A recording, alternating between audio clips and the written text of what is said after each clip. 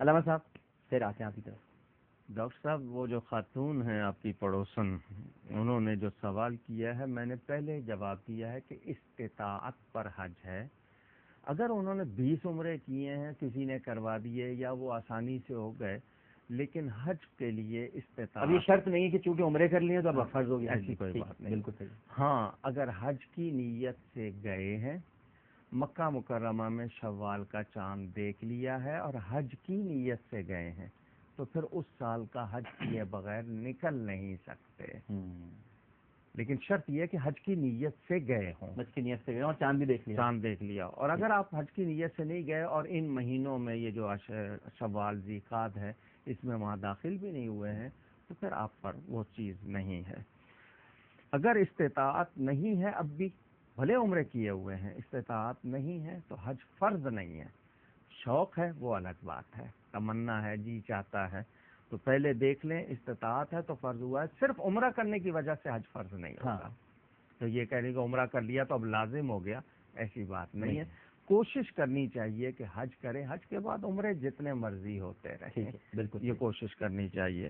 دوسری بات جو سوال ہے قربانی کے حوالے سے کہ اونٹ اور گائے نر مادہ دونوں میں 7 حصے ہیں.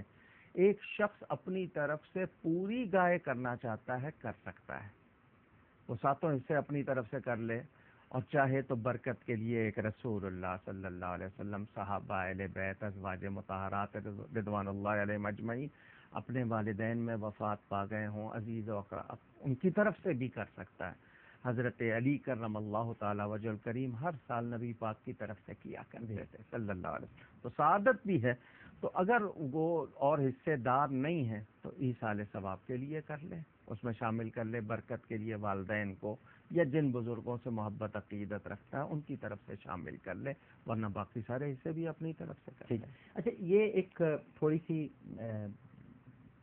ایک شک ہے، اور یہ میں نے بھی تھوڑی دیر پہلے علامہ لیاقت اظہری صاحب اور مفتی عبدالحمید ربانی صاحب سے بھی پوچھا تھا.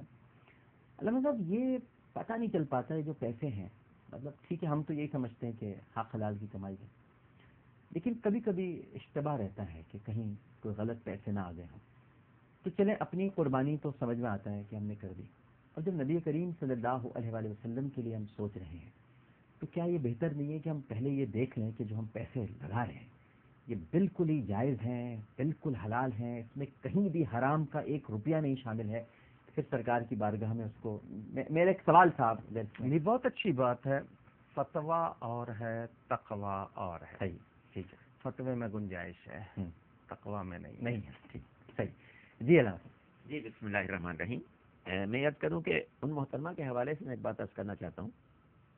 ہماری فقہ میں یہ بات ہے کہ اگر کوئی شخص زندگی میں کسی وقت بھی مستطیع ہوا تھا اور اس نے حج نہیں کیا تو حج اس کے ذمہ قرض رہے گا، چاہے اب اس کی مالی پوزیشن نہ ہو.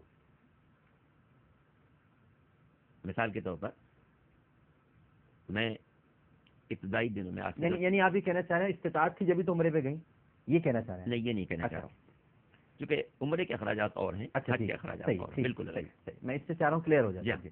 تو ایک دور تھا جب میرے پاس اتنی گنجائش تھی کہ اگر میں چاہتا تو حج کے لیے جا سکتا تھا. جسمانی بھی استطاعت تھی، مالی بھی استطاعت تھی. لیکن میں نے نہیں کیا اس وقت، صرف عمرے کرتا رہا یا کچھ اور میں مصروف رہا. تو اب وہ حج میرے ذمہ قرض ہے. اب چاہے میرے پاس مالی استطاعت نہ ہو تب بھی میرا فریضہ ہوگا کہ میں اس کے لیے خود تگ و دو کر کے، جد و جہد کر کے، چاہے قرض لے کے حج کرنے جاؤں، کیونکہ وہ قرض ہے. وہ قرض ہے میرے سے. وہ حج اس شخص کے ذمہ قرض ہے جو کسی وقت بھی مستطیع تھا، 23 سال کی عمر میں، 30 سال کی عمر میں، 40 سال کی عمر میں، جس وقت اس کا بزنس تھا، کاروبار بہت اچھا تھا.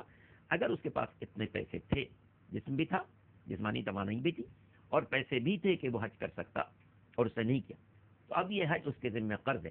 اب اگر اس کے پاس پیسے نہیں ہیں تو اس کو قرض دے کے جانا چاہیے اور اس حج کو ادا کر دینا چاہیے.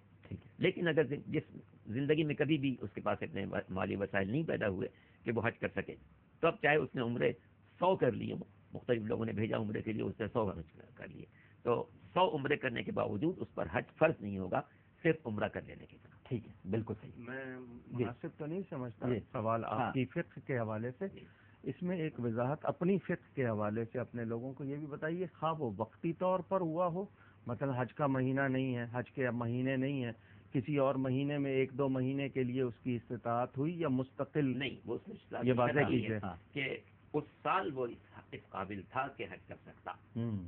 اچھا ورنہ آپ نے سوال کر لیا جی. بالکل اس سال اس قابل تھا کہ حج کر سکتا اور نہیں کیا اس نے. ہوں. یہ نہیں کہ 5 ہفتے کے لیے یا 2 مہینے کے لیے استطاعت سے چلی، بلکہ اتنی استطاعت تھی کہ مثلا 2006 میں اس کے پاس اتنی رقم تھی کہ اس سال کا حج کر سکتا، نہیں کیا اس نے. تب یہ حج اس کے ذمہ قرض ہو گیا. بات واضح ہوئی نا؟ صحیح. اب فرض کے ساتھ ساتھ قرض بھی ہو گیا. استطاعت میں یہ پیش نظر رکھی جائے گی بات کہ اتنا وقت ہو کہ وہ مکہ جا سکے، اعمال بجا لا سکے، جسمانی توانائی وغیرہ جو اس سے پہلے ذکر ہو چکا ہے. تو مقصد یہ ہے کہ جس سال کے حج کی اس میں استطاعت تھی اور اس نے کوتاہی کی، اس کے ذمے وہ حج قرض رہے گا. اچھا، اب اس فرض اور قرض کے درمیان ایک عرض ہے. جی کیا بات. عرض یہ ہے کہ وہ تو قرض بھی رہ گیا، تمام چیزیں. جی.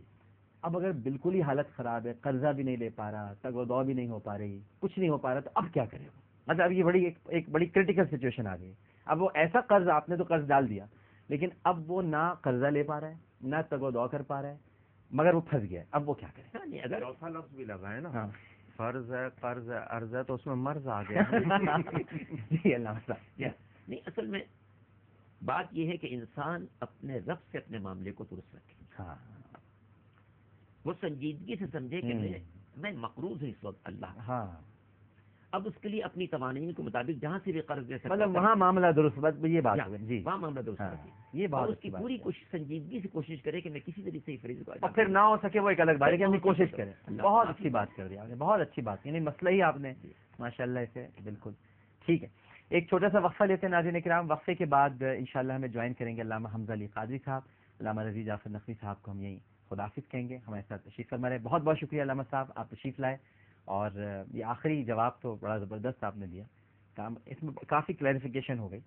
بہت شکریہ آپ کا، بڑی مہربانی. ایک چھوٹا سا وقفہ، وقفے کے بعد دوبارہ حاضر ہوتے ہیں. السلام علیکم ورحمۃ اللہ.